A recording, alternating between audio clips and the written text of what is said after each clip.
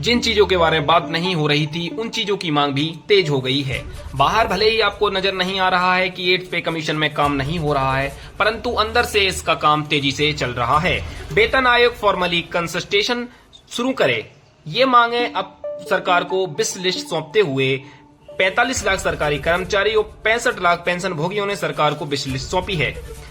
सरकारी कर्मचारी और संगठनों के बीच इसके बारे में बात हो रही है। इसमें वो मांगे भी शामिल की गई हैं जिसके बारे में अभी तक बात नहीं की गई थी। अगर सरकार इसको मान लेती है तो 8वें पे कमीशन का पूरा स्ट्रक्चर ही चेंज हो जाएगा। वेतन आयोग में अभी बस फिटमेंट फैक्टर के बारे में ही बात हो रही है। नया formula SCU standard consumption unit बढ़ाने की मांग की गई है। SCU इसका मतलब होता है कि एक परिवार को कितने पैसे की जरूरत है मंथली में, ये उसको सैलरी के अकॉर्डिंग बताया जाता है।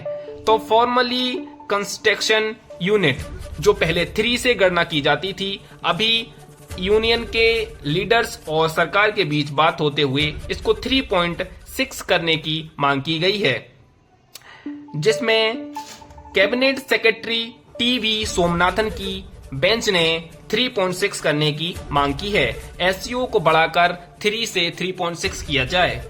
JCM सरकार के बीच और कर्मचारियों के बीच बात करने का एक जरिया होता है।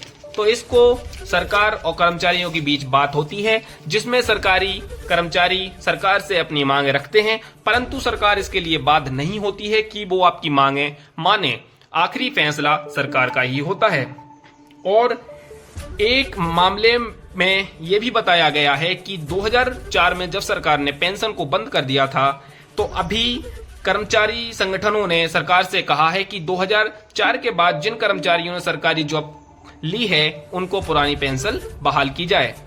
सरकार से पहले भी कर्मचारी अपनी पेंशन के लिए लड़ाई करते रहे हैं, परंतु 20 साल लड़ाई करने के बाद भी सरकार ने OPS को छोड़कर UPSC लागू किया है, जिसमें एक पेंशन आपको पेंशन के रूप में एक रकम मिलेगी।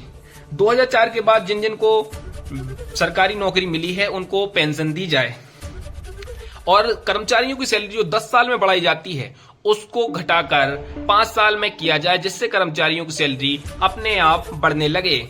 क्योंकि कर्मचारियों को वेतन आयोग का इंतजार करना पड़ता है जो 10 साल में आता है, जिसमें बहुत देरी हो जाती है। सैलरी बढ़ाने की मांग को 10 साल से घटाकर 5 साल करने की मांग की है।